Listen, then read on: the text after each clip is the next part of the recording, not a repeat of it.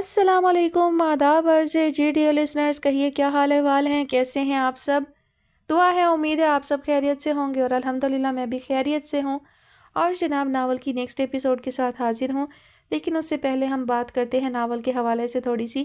تو جناب ناول کے تقریباً 1500 صفحات ہیں اور اس میں سے ابھی 600 صفحات ہوئے ہیں اور 600 صفحات میں اس کی 21 ایپیسوڈ ہو چکی ہیں۔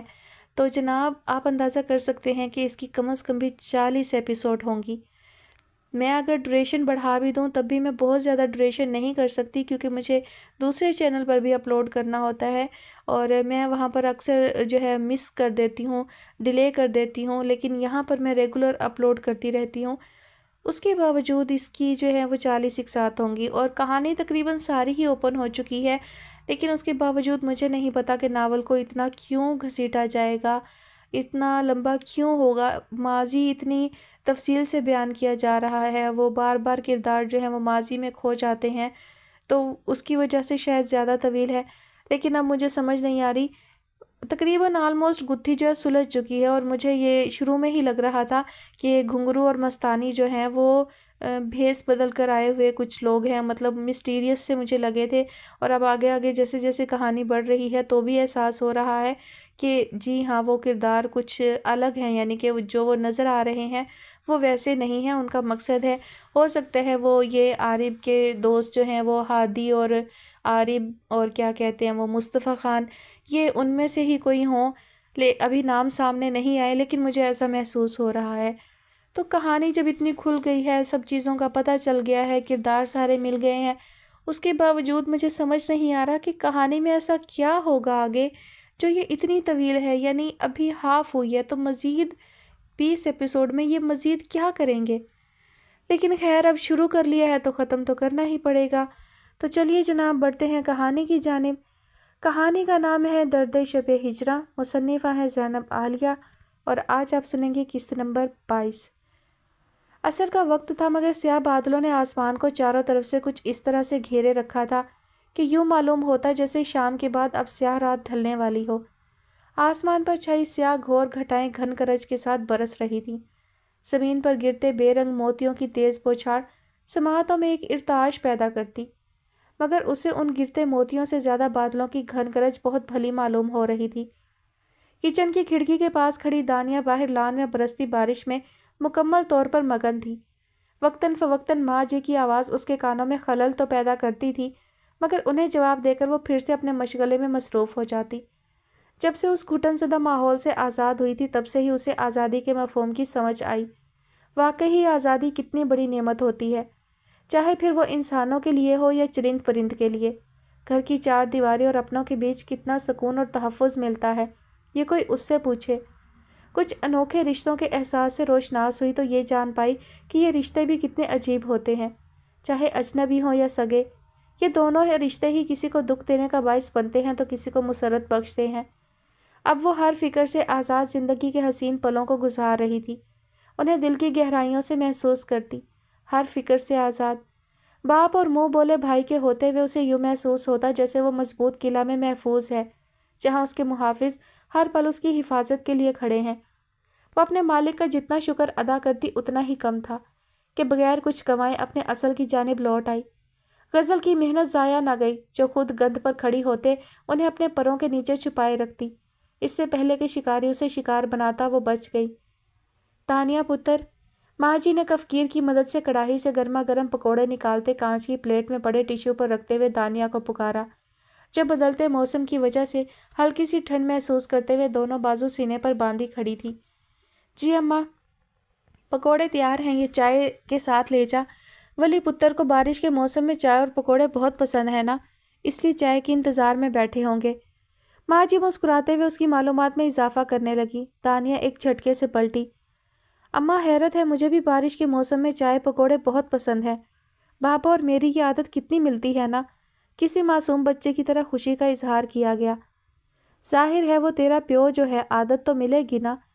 اماں پتہ ہے آپ کو، چھٹیوں میں جب بھی میں اس جہنم میں جاتی تھی تو بغیر بارش کے موسم میں بھی مہرو بجو خود بڑی لگن سے میرے لیے پکوڑے بناتی تھی، اور میری غزل آپا، ان کی تو بات ہی کیا ہے، میرے اور مہرو بجو کے لیے خود گاجر کا مربع ڈالتی تھی کہ کھا کر مزہ آ جاتا، اور اکثر میرے چوری چوری مربع کھانے پر آپا کا جلال بھی اود آتا۔ پھر میری خیر نہیں ہوتی تھی، تب ان کی ڈانٹ پھٹکار ہوتی اور میں بھیگی بلی بن جاتی تھی۔ وہ کیوں بھلا؟ ماں جی کے لہجے میں حیرت تر آئی۔ گاجر کا مربع زیادہ میٹھا ہوتا ہے نا، تو آپا زیادہ کھانے پر ڈانٹتی تھی کہ کہیں میٹھا کھا کھا کر شوگر ہی نہ ہو جائے۔ مہرو بجو، ان کی تو جان جاتی تھی میرے غصے سے۔ کہتی تھی آپا اسے میٹھا کھانے دے، شاید ایسے ہی اس کے لہجے کی کڑواہٹ ختم ہو جائے کہ جب یہ بولتی ہے تو کفن پھاڑ کر بہت ہی کڑوا بولتی ہے۔ اس کی زبان تیز دھاری تلوار ہے، اس کی زبان کے آگے خندق ہے، خندق، جو لفظوں سے ہی سب کو جلا کر بھسم کر دیتی ہے۔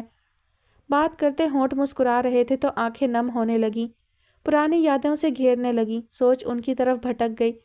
نہ جانے وہ دونوں کیسی ہوں گی، کس حال میں ہوں گی، اس کے لیے فکر مند ہوں گی۔ وہ تو اس جہنم سے نکل آئی تھی اور وہ دونوں وہیں پھنسی تھیں۔ دوسری طرف اماں بھی کسی بھولی بسری ماضی کی یاد میں کھو سی گئی۔ ارے اماں جانتی ہے نا، میرے لال کو گاجر کا مربع بہت پسند ہے، بازار سے بہت مہنگا ملتا ہے۔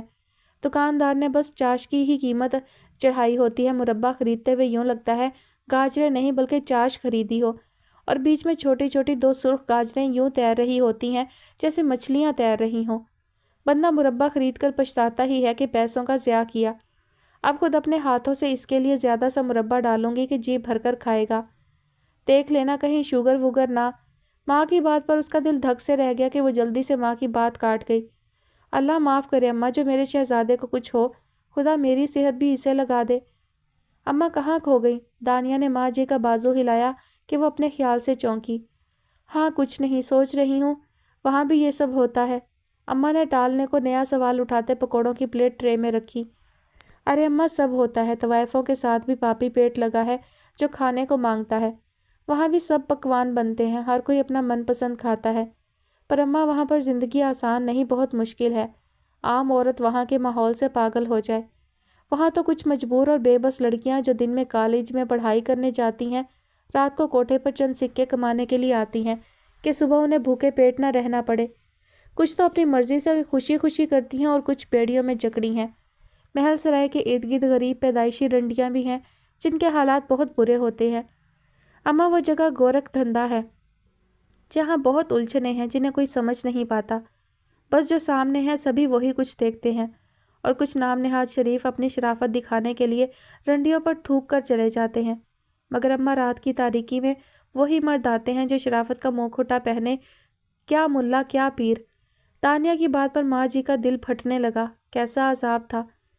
مالک معاف کرے کسی پر ایسی آزمائش نہ آئے، ہر ایک کی عزت اپنے امان میں رکھے، آمین۔ چل پریشان مت ہو، مت سوچا کر اب اس ماحول کو، میں تیرے لیے مربع ڈالوں گی، پھر بتانا میں کیسا بناتی ہوں۔ ویسے میرے ہادی کو بھی مربع بہت پسند تھا مگر اب کھاتا ہی نہیں۔ دانیہ کو حیرت ہوئی کہ وہ تو سب کچھ صبر و شکر سے کھا لیتا تھا، نخرے نہیں دکھاتا تھا۔ کیوں اماں، بھیا کیوں نہیں کھاتے؟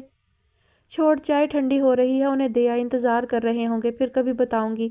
اور سنو، یاد سے گرم شال اوڑھ لینا، کہیں بیمار نہ پڑ جانا۔ اماں نے اسے ٹالتے اس کی جانب چائے کی ٹرے بڑھائی جس میں چائے کے ساتھ گرم گرم پکوڑوں کی پلیٹ بھی موجود تھی۔ جی اماں اوڑھ لیتی ہوں، اور آپ بھی آ جائیے، اکٹھے ہی چائے پئیں گے۔ دانیہ ٹرے لیے کچن سے نکلتے ہوئے انہیں بلاوا دینا نہ بھولی، اور اماں مثبت جواب دیے کڑاہی میں پکوڑوں کا آخری پور ڈالنے لگی۔ دانیہ سے پوچھ گچھ کرنی تھی، شاید محل سرائی کے بارے میں کچھ معلومات مل جائے۔ میں نے اس سے بات کی تھی لیکن وہ ان تمام معاملات سے ناواقف ہے۔ دانیہ اکثر اس عورت کا ذکر کرتی ہے، کیا نام تھا اس کا؟ ہاں غزل، پرسوچ انداز میں بولا۔ اس غزل نامی خاتون نے شاید اسے بیچ کی باتوں سے بچائے رکھا ہے۔ یہ خانم اور نازنین کے بکھیڑوں کے بارے میں کچھ نہیں جانتی۔ تو اس غزل نامی خاتون سے مل لو، ولید لغاری نے نئی راہ سجھائی۔ نہیں بابا، ایسے کام بگڑ بھی سکتا ہے، کوئی رسک نہیں لے سکتا۔ ویسے بھی خانہ اور عارب ہے نا، مجھے امید ہے جلد ہی سیٹ تک پہنچ جائیں گے۔ ہادی پرسوچ انداز میں بولتے دروازے کی جانب متوجہ ہوا جہاں دانیہ ٹرے لیے کمرے میں داخل ہوئی۔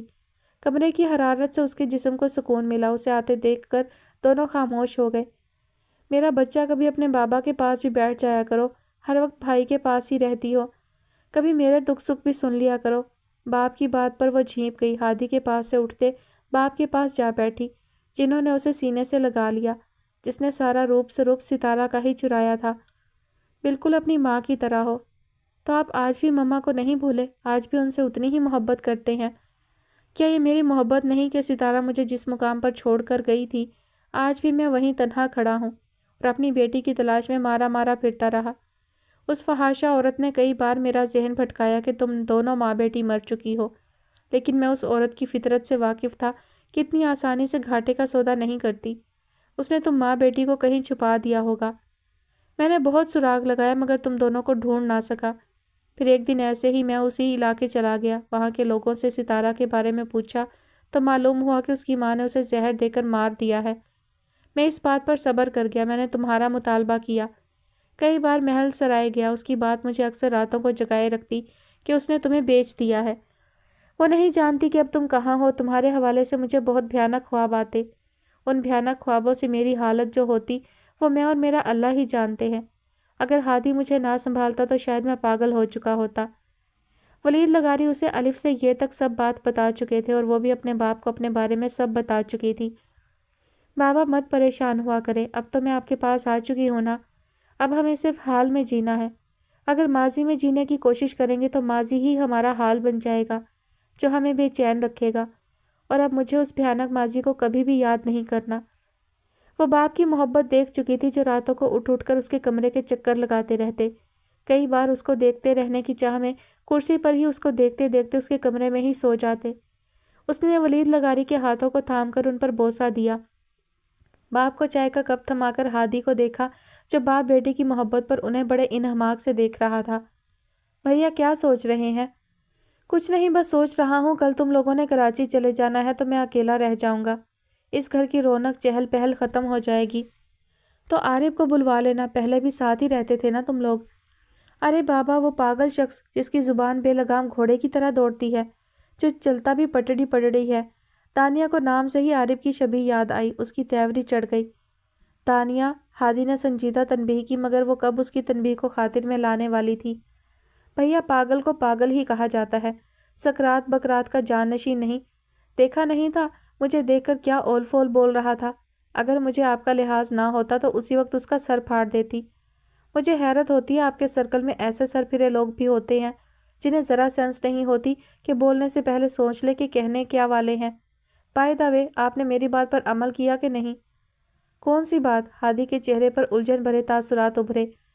آپ کو میں نے منع کیا تھا کہ اس پاگل انسان کی دوستی ختم کریں، آپ نے اب تک میری بات پر عمل نہیں کیا۔ ہاں کروں گا عمل، لیکن اس سے ابھی میری ملاقات نہیں ہوئی، کال پر بھی بات نہیں ہوتی تو کیسے میں اس تک کی بات پہنچا سکتا ہوں کہ میری تم سے دوستی ختم؟ ولید لغاری ہادی کی ٹال مٹول پر مسکرا دیے۔ وہ جانتے تھے وہ دوست ایک دوسرے پر جان نچھاور کرتے تھے، کیسے ان کی بے وقوف بیٹی کے لیے دوستی توڑ دیتا۔ ویسے بابا، آپ کی اطلاع کے لیے عرض ہے کہ عارف کی شادی ہو گئی ہے، وہ اپنی وائف کے ساتھ اپنے فلیٹ پر رہ رہا ہے۔ یہ تو بہت اچھی خبر ہے۔ میں تو کہتی ہوں ہادی، اب تمہاری بھی شادی ہو جانی چاہیے۔ ماں جی مزید پکوڑوں کی پلیٹ لیے کمرے میں داخل ہوتے ہادی کی بات پر بولیں اور پلیٹ ٹیبل پر رکھ کر خود بھی ہادی کے ساتھ بیٹھ گئیں۔ مصطفیٰ نے مجھے بتایا کہ تو نے کوئی کڑی پسند کی ہے، کہہ رہا تھا 2 ہیں، ایک تو وہ ہے جو تمہیں پسند کرتی ہے اور دوسری وہ جسے تو پسند کرتا ہے۔ یہ بھی کہہ رہا تھا دونوں کڑیوں کی تصویر بھیجوں گا، دیکھ کر بتائیے گا کیسی کڑی پسند کی ہے اپنے ہادی نے۔ ماں کی بات پر سمجھ چکا تھا مصطفیٰ کوئی نئی کارستانی کر رہا ہے جو نہ جانے کسے اس کے لیے ڈھونڈ چکا تھا کہ پہلے خود اور اب ماں جی کو اس کے پیچھے لگا دیا۔ آپ نے لڑکی پسند کی ہے؟ ماں جی کی بات پر دانیہ کا استفہام بھی دل دہلا دینے والا تھا، اور مجھے بتانا تک گوارا نہیں کیا۔ لیکن سن لیں، اگر لڑکی مجھے پسند آئی تبھی رشتہ کیا جائے گا، ورنہ نہیں۔ بھول جائیے گا پسند وسند کو، میں خود ہی آپ کے لیے پیاری سی، معصوم سی، نیک دل، سلجھی ہوئی، نرم گفتار لڑکی ڈھونڈوں گی، بالکل اپنی طرح کی۔ ولید لغاری نے اپنی بیٹی کی بات پر سر دھنا، ان کے ہونٹوں پر شریر مسکراہٹ ناچنے لگی۔ کیا کہنے، اپنی طرح کی نرم گفتار؟ ماشاءاللہ، ضرور میرے بچے، تم ہی ہادی کی دلہن ڈھونڈنا۔ مجھے پورا یقین ہے ہادی صاحب بڈھے ہو جائیں گے مگر میری بیٹی جیسی نرم اور شیریں گفتار لڑکی اس روئے زمین پر کہیں نہ ملے گی۔ وہ اس کی نرم گفتاری بھولے نہیں تھے جو چوکیدار کی چھوٹی سی غلطی پر اس کی گالی گلوچ سے تواضع کر چکی تھی، بس اس پر ہاتھ اٹھانے کی کسر باقی تھی۔ ولید لغاری جانتے تھے وہ جس ماحول سے آئی ہے وہاں کی ہی یہ سیکھ تھی، اسی لیے ماں جی اور ان کے سمجھانے پر وہ اب گالیوں سے پرہیز ہی کرتی، مگر اپنی تیز زبان کے جوہر دکھانے سے باز نہ آتی۔ ولید لغاری کی بات پر ماں جی مسکراہٹ دبا گئی، البتہ ہادی کے تاثرات ہمیشہ جیسے رہے۔ समझ तो वो भी गई थी बाप का मीठा तंज, इसीलिए उसे खुद भी हंसी आ रही थी मगर जब्त कर गई। अरे बाबा, मायूसी गुनाह है, कोशिश करने में कोई हर्ज नहीं। हो सकता है बिल्कुल मेरी जैसी तो ना हो, पर मिलती जुलती मिल ही जाएगी। क्यों अम्मा? आखिर में अम्मा से ताई चाही गई। इंशाल्लाह क्यों नहीं। और हादी तू भी शर्मा मत, माँ हूँ तेरी, बता कौन है। माँ जी ने गरम पकौड़ा पुदीने की चटनी के साथ खाते हुए उसकी हिम्मत बढ़ाई कि वो बेबस हो गया। अम्मा ऐसा कुछ नहीं। क्यों ऐसा नहीं है भैया? अपनी उम्र देखी है आपने? 29 के हो चुके हैं। अब तक तो कोई लड़की आपको पसंद करके शादी भी कर लेनी चाहिए थी। बल्कि अब तक तो मेरे 4-5 साल के 4-5-6 भतीजे भतीजियाँ भी हो जाने चाहिए थे। क्यों बाबा? बाप की जानिब शरारती नज़रों से देखा, जो हादी को ही देखकर उसकी हालत से हिज उठा रहे थे। आज कितने अरसे बाद उनके चेहरे पर रौनक आई थी। जैसा सच में किसी लड़की का सीन ऑन है, वैसे मुझे उम्मीद तो नहीं, क्योंकि आप एंग्री बर्ड बने नो लिफ्ट का बोर्ड चेहरे पर लगाए रखते हैं। लड़कियां आपको देखकर आपसे बात करने के लिए हज़ारों बार सोचती होंगी। तो फिर ये पसंद वसंद वाला सीन? उसकी बात पर हादी के माथे पर पड़े बलों में कमी आई। जहन के पर्दों पर शिकवा बरसती आंखें झिलमिलाई। भैया कहाँ खो गए हैं? आपसे पूछ रही हूँ। तानिया की बात पर उसने उसका ख्याल जहन से झटका। उसे बेकार के मौजू पर उकताहट होने लगी, मगर दानिया को टोक ना पाया कि वलीद लगारी उसके मोहसिन थे। ऐसा कोई सीन नहीं है, आप लोग बेफिक्र रहे। क्यों बेफिक्र रहे? यही तो उम्र है शादी की। चले, मैं खुद आपके लिए कराची की खूबसूरत सी लड़की ढूंढूंगी। वैसे आप हमसे मिलने आया करेंगे ना? वो उसकी बेहद मसरूफियत के बिना पर बोली। वो खुद भी अंदर से उदास थी। कैसे वो हादी के बगैर रहेगी, जिससे इतनी जल्दी अटैच हो गई। उसके साथ उसे तहफ़्फ़ुज़ का एहसास होता।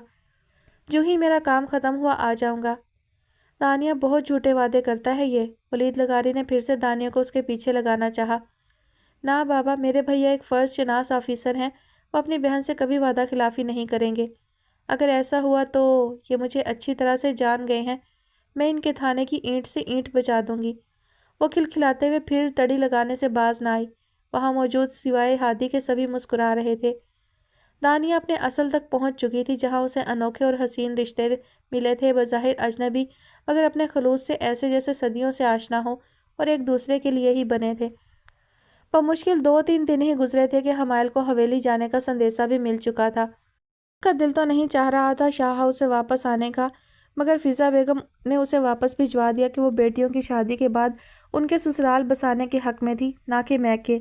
इसीलिए वो हमायल को मैके में ज़्यादा रहने की आदत नहीं डालना चाहती थी कि बाद में उन्हें ही मुश्किल होती। 2 घंटे की मुसाफत तय करते शांजिल लोगों की गाड़ी हवेली का दरवाज़ा पार करते हुए घर में दाखिल हुई। दोनों गाड़ी से बाहर निकले, मगर दाएं जानिब से शाह बीबी की ऊंची आवाज़ में उठते शोर पर उन दोनों ने एक दूसरे की जानिब देखा। फिर हमायल के पीछे ही शांजिल भी फिक्रमंदी से तेज़ तेज़ कदम उठाते दाएं जानिब बढ़ा। थोड़ा सा आगे को मुड़े के सामने का सारा मंजर देखकर दंग रह गए। जहाँ इशाल दरख्त पर चढ़ी थी और नीचे बीजान हाथ में अपनी छड़ी पकड़े उसे सलवातें सुना रही थी। शीन फूफा बस खामोश तमाशा देख रही थी कि बहरहाल गलती तो इशाल की ही थी। माँ टैनी, बाप कलंक, बच्चे निकले रंग बिरंग। जिंदगी में आज तक ऐसा नहीं हुआ कि मेरी इस शीन और रज़ा के बच्चों ने कभी जलील किया हो मुझे, जितना मेरे दोनों छोटे बेटों, उनकी बीवियों और उनकी औलादों ने किया। और इस गुड्डी ने तो सच में मेरी मत ही मार दी है। मुझ जैसी नरम मिजाज खातून को इस उम्र में इसने बदजुबान बना दिया। एक बारी थल्ले आनी धत तेरे की बीबी जान, कितनी बारी बोला है नहीं हूँ मैं गुड्डी वुड्डी। इतना प्यारा मेरा नाम है, मुझे मेरे नाम से पुकारा करें। और अब मेरी जान छोड़ भी दें, कब से गुस्सा हुए जा रही हैं। उनके गुस्से की परवाह किए बगैर इशाल बीबी शाह बीबी की पहुंच से दूर ऊपर वाली टहनी पर चढ़ रही थी। मजीद ऊपर चढ़ के चिमगादड़ों की तरह उल्टी लटक जा, नास मारी। सारे बाग का सत्यानाश माराई, जैसे तेरे बाबा दा बाग हो। उन बेचारे मुजारों की सारी मेहनत पर तूने पानी फेर दिया एक पल में। उनके मना करने के बावजूद तूने क्या पागलों वाली हरकत कर दी। खुदा की पनाह, शहद के छत्ते को छेड़कर तू उन नमानों को शहद की मक्खियाँ लड़ा आई। अम्मा जान, तो उन्हें किसने कहा था कि मुझसे ज़ुबान लड़ाते, मेरी चुगली लगाने का कहते। ढीठपन की हद थी जो अपनी गलती मानती। अश्के वही अश्के, तू महारानी चाहती थी कि तेरा जो दिल करता तू वो करती, तुझे कोई रोक टोक ना हो। मुझे मालूम होता कि तू बाग में जा रही है तो तुझे मोटे रस्से से बांध कर रखती। हमायल और शांजिल ने एक दूसरे की जानिब देखा। हमायल ने नज़रों में उसे तनबीह की। अभी भी वक्त है, सोच लो, निभा कर पाओगे इस धत तेरी के साथ। अम्मा जान, बांधा जानवरों को जाता है, इंसानों को नहीं, और मैं इंसान हूँ, जानवर नहीं। اوپر سے ہی غصے سے حملہ کیا گیا۔ اے بی بی نا، تم مجھے ایک گال تو دس، آج تک کسی پاگل نے کبھی یہ مانا کہ وہ پاگل ہے؟ نہیں نا، تو اسی لیے تیرا تعلق بھی جانوروں سے ہے، انسانوں سے نہیں۔ چل تھلے آ شاوا، پھپھو سمجھا لے اماں کو، ورنہ بابا سائیں اور ان کی ایسی پھوٹ ڈلواؤں گی کہ یاد رکھیں گی۔ اے ویکھ کیسے تڑیاں لگا رہی ہے مجھے، تو ایک بار میرے ہاتھ چڑھا کہ تیری ٹھکائی نہ کی تو مجھے کہنا۔ شاہ بی بی کی پوری زندگی میں آج تک نہ تو کبھی ان کی سگی اولاد نے یوں پریشان کیا، مگر اشال جتنی بچپن میں خاموش طبع اور ڈرپوک تھی، بڑے ہو کر اتنی ہی نڈر اور شرارتوں میں آگے۔ عارف کی عادتیں چرا گئی۔ شاہ بی بی ابھی بھی اسے سلواتیں سنا رہی تھی۔ حمائل کو اشال پر ترس آنے لگا۔ اس کی جان بخشی کے لیے حمائل نے گلا کھنکار کر انہیں اپنی جانب متوجہ کیا۔ شاہ بی بی کے ساتھ تحسین بیگم اور اشال بھی متوجہ ہو چکی تھی۔ السلام علیکم بی جان۔ شاہ بی بی نے ناک پر پھسلتی موٹے شیشوں والی اینک درست کی۔ حمائل کو دیکھ کر ان کے چہرے پر چھایا غصہ پل بھر میں ہی اڑن چھو ہو گیا۔ ہاتھ میں پکڑی چھڑی کے سہارے ان کی جانب بڑھی، جبکہ شانزل کو دیکھ کر اشال جو موٹی ٹہنی پر قدم جمائے دوسری ٹہنی کا سہارا لیے کھڑی تھی، وہ ہولے سے اس ٹہنی کے پیچھے ہو گئی کہ اس کا دوپٹہ اور جوتا تو نیچے زمین پر گرے پڑے تھے۔ آج کا حلیہ بھی کچھ مختلف نہ تھا۔ آج بھی تیل میں لتڑی دو چوٹیاں آگے کو جھول رہی تھی۔ گول گھیرے والی چھوٹی قمیض کے نیچے پٹیالہ شلوار پہنے ہوئے اپنی دیسی لک میں موجود تھی۔ دھت تیرے کی، انہوں نے بھی تبھی ٹپکنا ہوتا ہے جب میری واٹ لگی ہوتی ہے۔ میرے سیارے گردش میں ہوتے، بی جان کے سیاروں سے ٹکراتے ہیں۔ اللہ جی، مجھ غریب سے کس بات کی دشمنی نکالی جا رہی ہے؟ کچھ تو شانزل کے سامنے عزت رہنے دیا کرے۔ ہائے میری بے وقوفیوں پر وہ مجھ سے منہ نہ پھیر لے۔ خود سے بڑبڑاتے ہوئے ٹہنی کو دونوں بازو میں دبوچے اسے چمٹ ہی تو گئی تھی۔ کیسی ہیں پھپھو؟ میں ٹھیک ہوں، تم سناؤ، اور منصف کیسا ہے؟ لالا کچھ بہتر ہے، ویسے ادھر کیا معاملہ بگڑا ہے؟ تحسین بیگم سے ملتے ہوئے حمائل نے آہستگی سے پوچھا۔ وہ شاہ بی بی کی عادت جانتی تھی کہ وہ پھر سے اشال کے لتے لینے سے گریز نہ کرتی۔ معاملہ کیا بگڑنا ہے، رشیدہ کے ساتھ باغ کی سیر کو گئی تھی، مگر واہی تباہی مچا آئی۔ کچے سنگترے اتار اتار کر پھینکے کہ میڈم جی کو کوئی من پسند میٹھا سنگترا نہیں مل رہا تھا۔ لو بھلا پوچھو کہ اب کچے سنگتروں میں میٹھا سنگترا کہاں سے برآمد ہوگا؟ اور تو اور انگوروں کی بیلوں پر چڑھی تھیلیوں سے انگور دیکھے گئے کہ کہاں تک پک گئے، بعد میں زحمت بھی نہ ہوئی کہ ان پر واپس تھیلیاں چڑھا دے۔ بلبل سارے انگوروں کا ستیہ ناس مار گئے۔ یہ پھل فروٹ شہر جانا تھا، بہت نقصان کیا ہے اس نے۔ مدھم لہجے میں بندروں کی طرح اوپر لٹکی اشال کی کارستانیاں سنائی جا رہی تھی۔ اے شین، بچے تھکے آئے ہیں، تو یہیں باتوں میں لگ گئی، انہیں اندر لے چل۔ اور تو، شین پھپھو کو کہتے آخری بار اوپر اشال کی جانب متوجہ ہوئی، تو ذرا تھلے آ، تیرے ویرے تے لالے نو فون کھڑکانی آ کہ تیرا کوئی بندوبست کریں، تجھے رخصت کروا کر لے جائیں۔ ہم سے نہیں سنبھلتی، تیرا وہی حساب ہے، ماں پر پوت پتا پر گھوڑا، بہت نہیں تو تھوڑا تھوڑا۔ تو اپنے ماں پیو سے 2 ہاتھ آگے نکلی، پہلے انہوں نے سر میں سوار ڈالی، اب تو بچی ہے، تو بھی اپنی حرکتوں سے مجھے قبر میں اتار کے چھوڑنا۔ ای شاباشے، آج تو مثالوں سے میرے ماں باپ کی شان میں قصیدے پڑھے جا رہے ہیں، بس یہی سننا باقی تھا۔ ان کے سامنے میری عزت 2 کوڑی کی کر دی۔ ہائے اللہ جی، شانزل کیا سوچیں گے، گھر والے مجھے کتنا ہلکا لیتے ہیں، میری کوئی عزت ہی نہیں، میں کوئی خراب لڑکی ہوں۔ دھت تیرے کی۔ ٹہنی کی اوٹ سے ایک آنکھ سے شاہ بی بی کو غصے سے گھورتے ہوئے دل میں مخاطب ہوئی۔ شانزل کی وجہ سے تحسین بیگم نے اماں کو ٹھنڈا کرنا چاہا کہ نہ جانے وہ کیا سوچے گا۔ اماں چلیں، چھوڑے آ جائیں، اندر چلتے ہیں۔ تحسین بیگم سبھی کو لیے اندر چلی گئی، جبکہ اوپر بندروں کی طرح لٹکتی اشال نے ہمت کا مظاہرہ کرتے ہوئے نیچے آنے کا سوچ ہی لیا تھا۔ ہر بار کی طرح اس کا شانزل سے ٹکراؤ بہت ہی عجیب طرح سے ہوا تھا۔ ابھی بھی وقت ہے شانزل، سوچ لو، اس دھت تیرے کی سے پیچھا چھڑایا جا سکتا ہے، میں تمہارا مکمل ساتھ دوں گی۔ وہ حال میں ہی بیٹھے تھے کہ حمائل نے مسکراہٹ چھپائے شرارت سے شانزل کے کان میں سرگوشی کی، جس کو واقعی اپنی حالت پتلی نظر آ رہی تھی، مگر حمائل پر کچھ ظاہر نہ ہونے دیا۔ محبت کی ہے، کوئی ٹائم پاس نہیں کہ قدم موڑ لوں۔ تم جیسی موٹی کو بھی تو عارف بھائی نے موٹے حجم پلس موٹے دماغ سمیت قبول کیا تھا نا۔ میں اگر اس سادہ دل کو اس کی بے وقوفیوں سمیت قبول کر لوں گا تو کوئی حرج بھی نہیں۔ موٹی کہنے پر حمائل اپنے سسرالی رشتوں کی وجہ سے اسے ہاتھ کی گرمی نہ دکھا سکی، ورنہ ضرور ایک مکہ اس کے کثرتی بازو پر جڑ دیتی۔ بہت ہی سادہ دل، بلکہ اللہ لوگ بولو، اللہ لوگ۔ حمائل اپنی ایک تراشیدہ آئی برو اچکا کر ناک کے نتنے پھلائے تنزن بولی۔ پھر دوپہر کا کھانا کھلا کر ہی شاہ بی بی نے شانزل کو جانے دیا تھا۔ اس دوران اسے اشال سے ملاقات کا موقع بھی مل چکا تھا، مگر وائے ری قسمت، आ गई बीच में हमायल विलन का किरदार अदा करने। शराफत से पतली गली से निकलो वरना मेरी एक पुकार की देर है कि बीजान ने यहाँ आ जाना है। तुम ऐसा कैसे कर सकती हो मेरे साथ? भाई हूँ तुम्हारा, वैसे ही जैसे तुम मेरे भाई होते हुए मेरे साथ दगा करते रहे और वफादारी आरिफ के साथ निभाते थे। याद आया कुछ? दिल जलाने वाली मुस्कुराहट लिए शांजिल का खून गर्मा गई। तुम्हें तो मैं देख लूँगा शौक से, लेकिन अभी के लिए जाओ यहाँ से। आज से मैं तुम दोनों की पहरेदार हूँ। जब तक शादी नहीं हो जाती तब तक तुम दोनों को यूं 1 मिनट के लिए भी मिलने नहीं दूंगी। दांत कचकचाकर हमायल के अकब से दूर झूले के पास खड़ी इशाल को हसद भरी नज़रों से देखकर रह गया, जो शायद शर्माती ले जाती उससे मिलने की उम्मीद लिए खड़ी थी, लेकिन दोनों मिल ना पाए। चल कुकड़ी, इधर उधर चौकीदारी करने की बजाय बेहतर है अपने घर की तरफ तवज्जो दो। आरिफ भाई की चौकीदारी करो, क्योंकि वो खासे दिल फेंक बंदे हैं और उन्हें मुझसे बेहतर कोई नहीं जानता। हाँ, तुम्हें क्या लगता है मैं तुम्हारी फजूल बातों में आ जाऊंगी? मुझे अपने शोहर पर पूरा यकीन है, उसे तुमसे ज़्यादा जानती हूँ, समझे? चलो तुम निकलो यहाँ से। ये लगाई बुझाई कहीं और जाकर करो नफसियाती डॉक्टर। सीने पर बाजू बांधे बतीसी दिखाते बोली। शांजिल हमायल की शक्की तबीयत के बारे में जानता था, लेकिन अभी के लिए उसे हैरत का झटका लगा। आरिफ भाई के साथ रहते काफ़ी बदल रही हो, लेकिन ज़ुबान तुम्हारी वैसी की वैसी है, गज भर लंबी। तुम मुझे अपने घर से निकाल रही हो तो सुन लो, अब तो मैं मरते दम तक यहाँ कदम ना रखूँ। ज़्यादा मलका जज्बात बनने की ज़रूरत नहीं है। इंसान को बोलने से पहले सोचना चाहिए और बात वही करनी चाहिए जिस पर इंसान पूरा उतर सके। इशाल को अपने साथ रुखसत करवा के ले जाने के लिए अपने फरिश्तों को भेजोगे? हमायल ने मज़े से आंखें मटकाते मासूम अंदाज में तंज किया। शांजिल को अपनी बात से फिरना ही पड़ा। हाँ तो ठीक है, बाद में थोड़ा रद्दबदल कर देता हूँ। आखिरी बार अपनी बारात लेकर ज़रूर यहाँ आऊँगा, फिर उसके बाद नहीं। मसनूई गुस्से भरे अंदाज में धमकी देते गाड़ी में बैठा और इशाल से मिलने की हसरत यूं ही दिल में दबाए चला गया। हमायल मुस्कुराकर सर झटकते इशाल की तरफ बढ़ी, जो हमायल को खफगी भरे अंदाज में देख रही थी। मेहरमा सिंघार मेज़ के बड़े से कदावर आईने की तरफ कमर मोड़े खड़ी थी। एक हाथ में छोटा आईना पकड़े बड़े आईने में से अपने कंधों के दरमियान मौजूद गहरे नीले निशान को देख रही थी, जहां जिल्द में जमा हुआ खून मंदिमल होने में वक्त ले रहा था।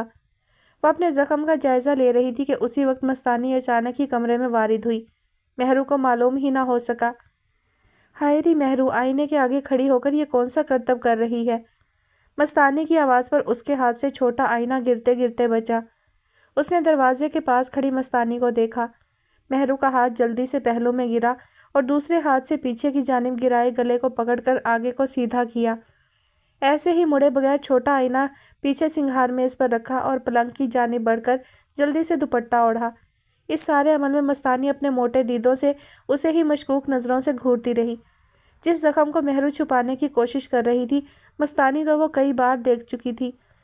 खैरियत, कोई काम था? मेहरू ने संभल कर पूछा। बाजी ने तेरे लिए बुखार की दवा भिजवाई है, कह रही हैं खा ले, कुछ अफाका होगा।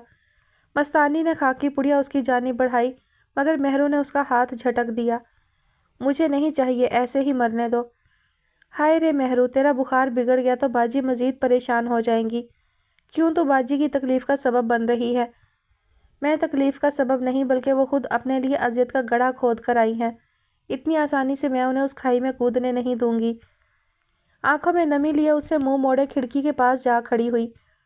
मस्तानी भी बाजू हिलाती हुई उसके पास आई और अपना भारी हाथ उसके कंधे पर रखकर उसका चेहरा अपनी जानिब मोड़ा। चल छोड़ ना, मत यूं कर। जानती है वो कल की आई हैं और अपने कमरे में बंद हैं। बहुत ही खामोश हैं वो। ऊपर से तू उनसे नाराज़ हुए उन्हें परेशान कर रही है। उनके पास जा, उन्हें सुन, ताकि वो कुछ तो दिल की भड़ास निकाल सके। मैं तो चलो पर आई हूँ, मुझे यहाँ आए ज़्यादा अरसा नहीं बीता। जुमा 8 दिन नहीं गुजरे। तू तो उनके साथ बचपन से है ना। जा, उनकी खामोशी का सबब पूछ, उनसे बात कर। क्या बात करूँ? हाँ बोलो, क्या बात करूँ? यही कि अभी बोली लगवाने का जो उन्होंने फ़ैसला लिया है, उस शख्स को अज़ियत देने का बेहतरीन तरीका ढूंढ लिया उन्होंने। उन्हें किसने कहा था अपनी नीलामी का शोशा छोड़ती, बोली लगवाने का उस घटिया इंसान को न्योता देती? मैं नहीं बर्दाश्त कर सकती कि कोई मर्द उनको ख़रीदे। मैं शुक्रगुजार थी कि उस कमबख्त खानज़ादा का बहुत बड़ा एक्सीडेंट हुआ और वो कोमा में चला गया। अब उससे आपा की जान छूट जाएगी। मगर नहीं, उनकी ज़ात को अज़ियत देने के लिए एक नया शिकारी टकर गया। वो पल भर को रुकी, उसे मालूम ही ना हुआ कब उसकी आंखों से खामोश आंसू बह निकले हैं। مستانی، میں نے ہمیشہ ان کی ہر بات مانی ہے، ایک ادنا سے لفظ پر بھی لبیک کہا ہے، مگر اس بار انہیں میری بات ماننی پڑے گی۔ انہیں اپنا فیصلہ بدلنا ہوگا، نہیں تو میں ان سے ناراض ہی رہوں گی۔ کچھ نہیں کھاؤں پیوں گی، بخار بگڑتا ہے تو بگڑے، اچھا ہے ایسے ہی مر جاؤں گی، اس غلاظت سے جان تو چھوٹے گی۔ لہجہ اور الفاظ بے بسی میں ڈوبنے لگے۔ یہ اس کی بے بسی کی انتہا ہی تو تھی جو بچکانہ دھمکیاں دے رہی تھی کہ اس کے سوا اور کر بھی کیا سکتی تھی۔ جانتی تھی غزل کبھی اپنا فیصلہ نہیں بدلے گی۔ آخر میں اس کی ہچکیاں بند گئی، اپنا چہرہ ہاتھوں میں ڈھانپ کر رو دی۔ اے مہرو، جھلی ہو گئی ہے کیا؟ مستانی آگے بڑھی اور اسے سینے سے لگایا۔ مت رو، مجھے امید ہے کچھ اچھا ہی ہوگا، کوئی نہ کوئی سبیل نکل آئے گی۔ مستانی پر امید تھی جیسے وہ غزل کے نادانی بھرے فیصلے کا حل ڈھونڈ سکتی ہو۔ کچھ اچھا نہیں ہوگا مستانی، کچھ اچھا نہیں ہوگا، یہاں سب بگڑتا ہی ہے، سنبھلتا نہیں۔ تم کسی طرح آپا کو ایسا کرنے سے روک دو، انہیں سمجھاؤ، اس مکار شخص کے لیے خود کو سولی نہ چڑھائیں، وہ نہیں آئے گا، سب ٹھیک ہو جائے گا، تو فکر مت کر۔ مستانی نے اسے تسلی دینے کے لیے اس کے کندھے کو سہلایا، مگر وہ تو پہلے سے اذیت میں مبتلا مہرو کو مزید اذیت دے گئی کہ اس شقی القلب کا دیا گیا زخم کچے پھوڑے کی طرح دکھ گیا۔ مہرو کے لبوں سے سسکاری نکلی۔ کیا ہوا؟ کچھ نہیں، تو آپا کے پاس جاؤ اور انہیں سمجھا۔ مستانی سے دور ہٹ کر اس کی سائڈ سے نکلتے پلنگ کی جانب بڑھی اور تکیہ درست کرتے کروٹ کے بل لیٹ کر بازو فولڈ کرتے اس میں چہرہ چھپا گئی۔ مہرو، میں کیسے سمجھاؤں؟ تو میری بات سن۔ مجھے کچھ نہیں سننا، بس تو جاؤ، ان کے ساتھ ہی رہ۔ پر مہرو ایک واری، میں نے کہہ دیا نا جاؤ یہاں سے، سمجھ کیوں نہیں آتی تمہیں؟ اسی انداز میں لیٹے غصے سے چلائی کہ مستانی نے بے بس طویل سرد سانس بھرا اور مردہ قدموں سے کمرے سے نکل گئی کہ پہلی بار اس نے مہرو کی ضد اور غصہ دیکھا تھا۔ حویلی میں رہتے وہ پرسکون تھی، مگر جب سے شانزل نے عارف کے بارے شوشہ چھوڑا تھا تب سے ہی وہ وہم کا شکار ہوتے جلے پیر کی بلی بنی تھی۔ وقتی طور پر تو شانزل کی زبان بند کروا دی، مگر اپنی شکی طبیعت کا کیا کرتی؟ ابھی بھی عارف سے فون پر بات کر کے اس کا دماغ چاٹ رہی تھی کہ اسے واپس اپنے پاس بلائے، مگر اس کا بھی ایک ہی جواب تھا کہ وہ مصروف ہے اور اسے اب حویلی ہی رہنا چاہیے۔ اس کے صاف انکار پر حمائل فی الوقت تو چپ کر گئی، مگر سوچ چکی تھی کہ اسے کیا کرنا ہے۔ شاہ بی بی کو گھیرنے کے لیے اس نے چائے بنائی، ساتھ ہی ان کی پسند کا کچھ ہلکا پھلکا کھانے کو رکھا اور ہال میں چلی آئی، جہاں تخت پر شاہ بی بی کے ساتھ اشال بھی موجود تھی۔ آج تو دونوں مخالف پارٹیوں میں بڑی صلاح دکھائی دی، جو سر جوڑے نہ جانے کون سے راز و نیاز کر رہی تھی۔ آج بڑا پرسکون ماحول بنا ہوا ہے۔ خیریت؟ خیریت کیا ہونی ہے، کھا رہی ہے چھوٹے شاہ نام سے میرا دماغ، کہہ رہی ہے 1 ماہ کے لیے منصف دے پاس رہنے کی اجازت دے دیں، تو حرج ہی کیا ہے بی جان، جانے دیں۔ حمائل مسکرا دی، چائے کی ٹرے اشال اور شاہ بی بی کے درمیان رکھتی خود کرسی تخت کے قریب گھسیٹ کر بیٹھ گئی۔ نا اب ایک بار ہی رخصت ہو کر جائے گی، ہمارے یہاں منگنی کے بعد کڑی منڈا ایک دوجے سے پردہ ہی کرتے ہیں۔ شاہ بی بی کی بات پر حمائل یہ نہ کہہ سکی کہ ایسی پابندیاں عارف پر تو نہ لگی جس نے ماضی میں اس کا ناک میں دم کیے رکھا، اس طرف تو کسی نے دھیان نہ دیا۔ بی جان چائے؟ ہاں تیرا بھلا ہوئے، ابھی میں رشیدہ سے کہنے ہی والی تھی کہ چائے بنا دے، سر درد کرنے لگا ہے۔ شاہ بی بی اس کے ہاتھ سے چائے کا کپ تھام چکی تھی۔ اچھا سن، وہ عارف دا کوئی فون شون آیا؟ نہ بی جان، ایک بار بھی نہیں۔ اشال نے اس کے جھوٹ پر مسکراتے ہوئے تعصب سے سر ادھر سے ادھر ہلایا، جس پر حمائل نے اسے چپ رہنے کا اشارہ دیا، حالانکہ ابھی تھوڑی دیر پہلے ہی اس کی عارف سے بات ہوئی تھی۔ کام میں اتنے مصروف رہتے ہیں کہ انہیں گھر کا کچھ ہوش ہی نہیں ہوتا۔ اب آپ کو کیا بتاؤں بی جان، وہاں بھی میرے ساتھ ایسا ہی کرتے ہیں، صبح صبح کام پر نکل جاتے ہیں اور رات گئے لوٹتے ہیں، کبھی کبھی تو رات گئے بھی نہیں آتے، اور کبھی کبھی تو مجھے ان کی آمد کا بھی معلوم نہیں ہوتا۔ جب میں صبح اٹھتی ہوں تو معلوم ہوتا ہے کہ موصوف رات کو آ چکے ہیں۔ یہ ایسا ہی ہے جب تک حویلی میں ہو، ماں اور میرا پلو نہیں چھوڑتا، اور جو ہی اپنے کام پر گیا سب کچھ بھول بھال گیا کہ میرا کوئی سگا بھی اس دنیا میں بستا ہے۔ نظر کے چشمہ سے حمائل کی جانب دیکھا، جو ان کے دیکھتے ہی جھٹ سے چہرے پر اداسی لے آئی۔ نہ جانے کہاں اتنا وقت گزار کر آتے ہیں، گھر پر بہت کم ہی ٹکتے ہیں۔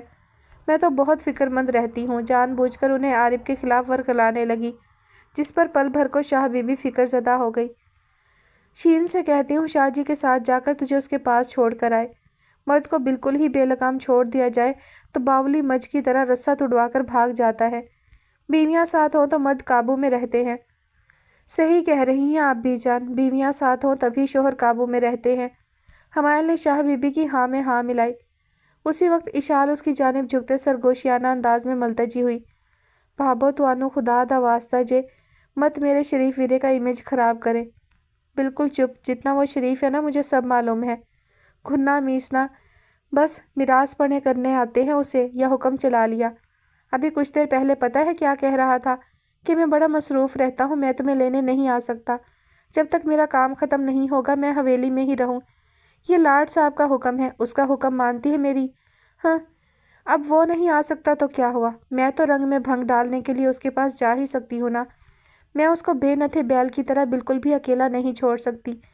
क्या पता कब कोई नया गुल खिला दे, मर्द का कोई भरोसा नहीं। आप उन पर शक कर रही हैं? नहीं, मैं बस ज़रा पॉजेसिव हूँ अपने AG-OG के हवाले से। हमायल ने भी उसी के अंदाज में सरगोशी की और सीधे बैठते हुए शाह बीबी की जानिब मतवज्जा हुई। बीजान ठीक है, हर इंसान की अपनी कुछ मसरूफियात होती हैं, मगर कम अज़ कम एक फ़ोन तो करना ही चाहिए ना बंदे को। उदास चेहरा लिए सर झुकाए कप के किनारों पर उंगली फेर रही थी। चल मत उदास हो, भिजवाती हूँ तुझे उसके पास। अगली बार आएगा तो देखना, जाने नहीं दूंगी। आरिफ की वजह से उनकी सोचें किसी और तरफ मुड़ गई, जबकि हमायल पुरसकून होते इधर उधर की हाँकने लगी। जो भी था, उसकी इतनी जल्दी लाहौर जाने वाली बात तो पूरी हुई थी। डाइनिंग टेबल पर मौजूद सभी खामोशी से डिनर करने में मसरूफ़ थे। फ़िज़ा बेगम ने इलियोन को मुखातिब किया। इलियोन, बाबा साईं का फ़ोन आया है, कह रहे थे कि हमायल को आरिफ के पास छोड़ा, उनकी तबीयत ठीक नहीं, जिसकी वजह से वो नहीं जा सकते। इतना लंबा सफ़र उनसे होगा नहीं। ममा, हमायल को हवेली गए दिन ही कितने हुए हैं? महज 4-5 दिन।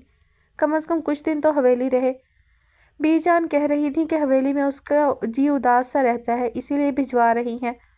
शाह बीबी उन्हें अपने वसवसे ना बता सकी, बस यही कहा कि हमायल उदास है, इसीलिए झटपट उसे वापस भेज रही हूँ। ममा, आप उसे समझाएं, अब हवेली ही उसका घर है, उसे यहीं दिल लगाना चाहिए। शादी से पहले भी उसका गांव और हवेली का ही बखेड़ा था, और अब फिर से। मेरे ख्याल से उसका हवेली में रहने की बजाय आरिफ के साथ रहना। ठीक है, वो उसका शोहर है, मगर मेरे ख्याल से उसे हवेली ही रहना चाहिए कि इसी बहाने आरिफ भी जल्द ही घर का चक्कर लगा लिया करेगा। बीजान, जो आरिफ के घर ना आने पर शिकवे करती हैं, वो ख़त्म हो जाएंगे। और वैसे भी आप हमायल की तबीयत को जानती तो है ना, एक फतूर जो उसके दिमाग में बस जाए वो इतनी जल्दी निकलता नहीं। कहीं ऐसा ना हो कि हवेली की बजाय वो आरिफ को किसी नई मुश्किल में डालते अलहदा रहने का इशू ना उठा ले। और जहाँ तक मैं आरिफ को जानता हूँ, वो हमायल की कोई ऐसी फजूल बात नहीं मानेगा। इलियोन निपे धुले अंदाज में बोला। वो यही चाहता था कि हमायल हवेली वालों में रच बस जाए, ना कि अपने शोहर को लिए अलहदगी जैसा फतूर उसके दिमाग में आ जाए और फिर से एक नया महाज खोल बैठे। नहीं, ऐसा नहीं है, हमायल को हवेली रहने से कोई परेशानी नहीं। मैं उससे पूछ चुकी हूँ, ये बीजान और शीन आपा का फैसला है, ना कि हमायल का। बीजान आरिफ के हवाले से अब हमायल की वजह से बेफिक्र रहती हैं, इसीलिए तो उसे आरिफ के पास भेज रही हैं कि उसके खाने पीने का ध्यान तो रखती है ना। मैं तो शुक्रगुजार हूँ कि जितना इस लड़की ने मुझे परेशान किया, अब तसल्ली हो गई कि वो आरिफ के साथ खुश है। जल्द ही इस रिश्ते को कबूल कर लिया। मानो मेरी तो आधी फिक्र ख़त्म हो गई। इलियोन सर्द सांस भर कर रह गया। जब सभी का ऐसा फैसला था तो फिर वो क्यों फिक्रमंद होता। जैसे आपकी मर्ज़ी, कल चला जाऊँगा। अपनी प्लेट की जानिब मतवज्जा होते हामी भर चुका था। इलियोन, आज तुम गए थे हॉस्पिटल? फातिमा भाभी और फाइज़ कैसे हैं? शहरजाद ने पानी का गिलास इलियोन की तरफ बढ़ाते हुए पूछा तो उसका दिल तो कर रहा था उससे मिलने जाने को, मगर अहमद की वजह से वो वक्त ही नहीं निकाल पा रही थी। हाँ ठीक है। उस बेचारी पर भी बैठे बिठाए ही आजमाइश आ गई। उसके लिए कितना मुश्किल होगा ना सब बर्दाश्त करना। ना कोई आगे ना पीछे, बस एक शोहर का ही आसरा था, और वो भी ना जिंदों में ना मुर्दों में। अल्लाह ही है, बस उस बेचारी की मुश्किल हल हो जाए। मैं सोच रही हूँ कल एक चक्कर उसके यहाँ लगा लो, अकेली होगी, उसका दिल बहल जाएगा। ज़रूर, फातिमा भाभी को भी थोड़ी तसल्ली हो जाएगी। इलियोन ने मसरूफ़ अंदाज में उनकी तायद की। कल शांजिल के साथ चली जाऊँ? फ़िज़ा बेगम शांजिल की प्लेट खाली होते देखकर उसमें मज़ीद थोड़ी सी बिरयानी डाली। अरे आनी माँ, बस बहुत है। कोई बात नहीं, ध्यान से ये भी ख़त्म करो। सेहत देखो अपनी, मिस्री चूज़े लगते हो। शांजिल को डांट कर चुप करवाते अब रज़ा शाह की प्लेट में भी कुछ ना कुछ डाल रही थी। फ़िज़ा, खुद आपने तो कुछ लिया ही नहीं, बस दूसरों की तरफ ही ध्यान दे रही हैं। खुद भी तो कुछ खा लें। जितनी तलब थी खा लिया, आप लोग खाएं। बाबा जानी, आप सब कुछ जानते हुए भी ऐसा कह रहे हैं। हमारे साथ आनी माँ ने बैठकर हमेशा की तरह खाना चखना ही था। पेट भरकर तो वो पहले ही यारे मन के साथ खा चुकी हैं। शांजिल चहकते लहजे में बोला, जिस पर फ़िज़ा बेगम मुस्कुरा दी। اب کیا کروں، عادت سی ہو گئی ہے۔ اپنی عادت بدلے، رضا شاہ نے ایک نظر اپنی بیوی کو دیکھ کر افسردہ لہجے میں ٹوکا، مگر ان کے لہجے کی افسردگی شاید فضا بیگم محسوس نہ کر پائیں۔ جو عادتیں پختہ ہو جائیں وہ بوڑھے ہونے تک بھی ساتھ ہی رہتی ہیں رضا، اور میں چاہوں گی میری احمد کے ساتھ جڑی کچھ عادتیں کبھی نہ چھوٹیں۔ بس ایسے ہی یہ عادتیں ہم ماں بیٹے کے ساتھ رہیں، جس میں مداخلت کی میں کسی کو بھی اجازت نہیں دوں گی، چاہے پھر وہ احمد کی بیوی ہی کیوں نہ ہو۔ لگتا ہے ظالم ساس بننے کی تیاری کی جا رہی ہے، شانزل نے لقمہ دیا، جس پر فضا بیگم اور شہرزاد مسکرا دی۔ اب ایسی بھی کوئی بات نہیں، جگ جگ جیے میرے بچے۔ شہرزاد میری کافی روم میں ہی پہنچا دینا۔ نیپکن سے منہ صاف کرتے رضا شاہ اپنی جگہ سے اٹھتے ہوئے بولے، جی بابا ابھی بنا کر لاتی ہوں، اور میرے لیے چائے اسٹڈی روم میں۔ شانزل نے بھی رضا شاہ کی پیروی کرتے اپنا آرڈر بک کروایا، جس پر شہرزاد جاتے ہوئے شانزل کی پشت کو تعصب سے دیکھتی برتن سمیٹنے لگی۔ الیون کھانے کے بعد احمد کو یاد سے دوا دے دینا۔ شہرزاد دے دے گی، میں مسجد جا رہا ہوں، عشاء کی جماعت ہونے والی ہے۔ نارمل لہجے میں ماں کو جواب دیتے آج پھر سے فرار ہو گیا۔ کر برتن سمیٹتی شہرزاد چونک گئی۔ کوئی اور محسوس کرے نہ کرے، لیکن وہ الیون کا احمد سے گریز محسوس کر چکی تھی، پر سمجھ نہیں پا رہی تھی کہ دونوں بھائیوں کے بیچ چل کیا رہا ہے۔ دونوں ایک دوسرے سے منہ موڑے ہوئے ہیں، پہلے تو کبھی ایسا نہ ہوا۔ کمرہ نیم تاریکی میں ڈوبا ہوا تھا۔ زخمی وجود لیے اپنے بستر پر چت لیٹی ایک ہی چہرے کو سوچے جا رہی تھی۔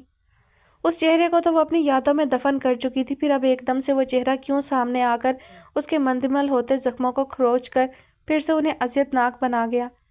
ماضی کے اس بھیانک کردار سے ملنے کے بعد اس کے جسم و روح پر لگے گھاؤ اب اتنی جلدی مندمل نہیں ہونے والے تھے۔ شاید اس کے جسمانی زخم تو وقت کے ساتھ پھر سے بھر ہی جاتے، مگر افگار روح پر لگے گھاؤ اتنی آسانی سے بھرنے والے نہ تھے۔ اس کی آنکھوں کے کناروں سے بہتا سیلاب کن پٹیوں کی طرف محو سفر تھا۔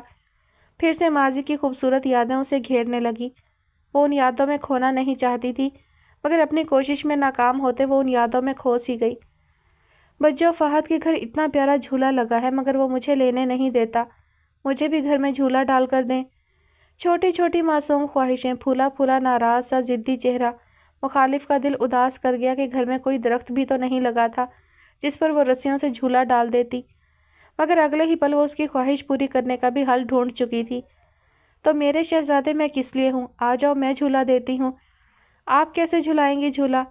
سینے پر بازو باندھتے اسے ناراض نظروں سے دیکھتے معصوم سا سوال اٹھایا گیا۔ تم چارپائی پہ کھڑے ہو، جیسے دادا جان مجھے جھولا جھلاتے تھے ویسے ہی تمہیں بھی جھلا دوں گی۔ بہت آسان کام ہے، دیکھنا تمہیں جھولا لیتے ہوئے بہت مزہ آئے گا۔ اس ترکیب پر معصوم سے چہرے پر جاندار سی مسکراہٹ رقص کرنے لگی، اور وہ فوراً جوتا اتار کر چارپائی پر کھڑا ہوا۔ تطہیر نے اس کی جانب کمر کی اور اس کے دونوں بازو پکڑ کر آگے لائی، اسے اپنی کمر پر لاد لیا۔ 6 سالہ عبدل 15 سالہ تطہیر کی کمر پر جھولا لینے لگا۔ وہ اسے کچے صحن میں یہاں سے وہاں تک چکر لگاتی، ساتھ ہی ساتھ کچھ کہہ رہی تھی۔ مشک پانی بہت قیمتی ہے میری مشک پانی۔ تطہیر کی آواز اس کی کچی جھونپڑی میں گونجنے لگی اور عبدل جھولا لیتے ہوئے ہنس رہا تھا۔ او بھائی صاحب، آپ کی مشک پانی اتنی قیمتی کیوں ہے؟ کیونکہ اس میں میری جان جو بستی ہے تو قیمتی تو ہوگی نا۔ عبدل کا اسے بھائی صاحب کہنا اور بدلے میں تطہیر کا اسے چھوٹے میاں کہنے پر دونوں کھلکھلانے پر مجبور ہو گئے۔ ہر طرف دونوں کے بے فکری کے کہے گونجنے لگے۔ نئی فرمائش کی گئی، نیا کھیل شروع ہوا۔ آ جاؤں؟ ہاتھوں سے چہرہ چھپائے پوچھا گیا۔ بچوں ابھی نہیں، مجھے چھپنے دیں۔ پرسوچ انداز میں چھپنے کے لیے جگہ کی تلاش میں نظریں دوڑاتے اونچی آواز میں بہن کو روکا گیا۔ ابھی آ جاؤں کہ نہیں؟ تطہیر نے آنکھوں پر ہاتھ رکھے ہاتھوں کی انگلیوں کی جھری سے چوری چوری سامنے کھڑے عبدل کو دیکھا، جو اب دبے پاؤں رسوئی میں چھپنے کے لیے جا رہا تھا۔ اب آ جاؤں؟ بچوں آ جائیں۔ واضح آواز پر وہ سمجھ سکتی تھی کہاں چھپا ہے، مگر نادان بنی اسے ڈھونڈنے کی اداکاری کرنے لگی۔ عبدل کتنی مشکل جگہوں پر چھپ جاتے ہو کہ میں تمہیں ڈھونڈ ہی نہیں پاتی۔ اپنی باری پر جھٹ سے مجھے ڈھونڈ لیتے ہو نا، اب میں تمہیں کہاں ڈھونڈوں، تھک گئی ہوں میں۔ ڈھونڈیے نا، میں آس پاس ہی ہوں۔ کہاں ہو؟ نہیں مل رہے۔ اور وہ رسوئی کی مٹی کی لیپ کی دیوار سے ٹیک لگائے سینے پر بازو باندھے رسوئی کی طرف منہ کیے کھڑی پوچھ رہی تھی۔ میں کیوں بتاؤں کہ رسوئی کے دروازے کے پیچھے چھپا ہوں؟ خود ڈھونڈیے اپنی باری میں، آپ مجھے کون سا بتاتی ہیں کہ کہاں چھپی ہیں؟ معصومیت بھرا جواب دیا گیا، جس پر تطہیر بمشکل اپنی ہنسی روک پائی۔ ٹھیک ہے مت بتاؤ تمہاری بچوں 1 منٹ میں تمہیں خود ہی ڈھونڈ لے گی۔ اور ہمیشہ کی طرح 1 منٹ پورا ہونے پر وہ جھٹ سے اس کے سامنے آئی اور اسے اٹھا کر گدگدانے لگی۔ ڈھونڈ لیا نا تمہاری بچوں نے؟ بچوں، ہر بار آپ مجھے اتنی جلدی کیسے ڈھونڈ لیتی ہیں؟ میں تمہاری خوشبو سے۔ وہ اسے اٹھائے رسوئی سے باہر نکلتے اس کے گال چوم گئی۔ دیکھیے گا، بڑا ہو کر میں ایسی جگہ چھپوں گا کہ آپ میری خوشبو بھی نہیں پا سکیں گی اور مجھے ڈھونڈتی رہ جائیں گی۔ اس کی بات پر تطہیر کے قدم زمین کے ساتھ جکڑے گئے۔ اللہ نہ کرے عبدل ایسا ہو۔ ایسا نہیں بولتے، کوئی گھڑی قبولیت کی بھی ہو سکتی ہے۔ توبہ کرو، اگر ایسا ہوا میں تو مر جاؤں گی۔ جھٹپٹ اس ننھے کے گال پھر سے چومے، ماتھا چوما۔ بچوں، میں نے تو بس ایسے ہی بولا تھا، دل سے نہیں کہا، اور آپ رونا مت ورنہ آپ سے پہلے میں رو دوں گا۔ میں رلانا نہیں چاہتا آپ کو، کبھی بھی نہیں، کیونکہ آپ تو مجھے ہنستی ہوئی پیاری لگتی ہیں۔ تطہیر کی بات پر وہ اس سے پہلے ہی روتی شکل بنا کر بولتے نرم چھوٹے ہونٹوں سے اس کی ٹھوڑی کے گڑھے کو چومنے لگا۔ ہمیشہ اپنی بچوں سے ایسی محبت کرو گے؟ اپنی جان سے بھی زیادہ۔ ایک پل میں عبدل کی محبت پر اس کی آنکھیں پانیوں سے لبریز ہو گئیں۔ تمہاری ابھی اتنی عمر نہیں ہوئی جتنی بڑی بڑی باتیں کرتے ہو۔ چھناک سے ماضی کا ناطا ٹوٹا اور وہ حال میں لوٹ آئی۔ ادھ کھلے بے رنگ زرد ہونٹوں سے کرب میں ڈوبی آہ سی نکلی۔ وہ سختی سے آنکھیں میچ گئی۔ عبدل، تمہاری دعا قبول ہو گئی، میں تمہیں کھو چکی ہوں، روتی ہوں تمہاری یاد میں۔ اب تو تمہاری خوشبو بھی وقت کے ساتھ ساتھ ختم ہو چکی ہے۔ نہ جانے کیسے ہوگے تم، کس حال میں ہوگے۔ اب تو جوان ہو چکے ہوگے نا، کیسے دکھتے ہوگے تم نہیں جانتی میں۔ مت اپنی بچوں کو اتنا رلاؤ عبدل، اب تو مال کا کوئی نوید سنا دے۔ میری کوتاہیوں پر مجھے بخش دے، ایک بار تو مجھے میری ماں اور میرے بھائی سے ملا دے۔ کیا ابھی بھی مجھے ان سے ملنے کی امید رکھنی چاہیے؟ ان 20 سالوں میں وہ نہیں ملے تو اب کیسے وہ مجھے مل سکتے ہیں؟ خود سے بڑبڑاتے اس کی سوچیں دوسری طرف کو بھٹکنے لگی۔ حویلی کی پچھلی سائڈ پر بنے لان میں اداس چہرہ لیے محفل کی تیاری کے لیے تازہ پھول توڑ رہی تھی کہ نہ جانے کب سے اداس دیکھتا منصف اس کے قریب چلا آیا۔ ہیر، کبھی کبھار اس کا یوں مخاطب کرنا تطہیر کا دل دھڑکا جاتا۔ وہ پلٹی اور اس کی جانب دیکھا۔ جی، کیا ہوا؟ اس کے لہجے کی لڑکھڑاہٹ پر منصف کے ہونٹوں پر شریر سی مسکراہٹ ناچنے لگی۔ کچھ نہیں، کچھ بھی تو نہیں۔ آپ یہاں، کوئی کام تھا آپ کو مجھ سے؟ کام تو کوئی نہیں، بس ایسے ہی میں کب سے آپ کو دیکھ رہا ہوں، کچھ اداس سی لگ رہی ہیں۔ کیا ہوا ہے بتائیں مجھے۔ وہ اس کے سوال پر تحیر زدہ نہ ہوئی کہ وہ یہ بات جانتی تھی کہ منصف احمد کے قیاس کتنے درست ہوتے ہیں۔ چھوٹے شاہ، ایک بات پوچھوں؟ ہاں پوچھو۔ میں جب بھی اداس ہوتی ہوں آپ کو کیسے معلوم ہو جاتا ہے کہ میں اداس ہوں؟ اب اتنی دور کھڑی ہو کر میری اداسی کو کیسے پکڑ لیا؟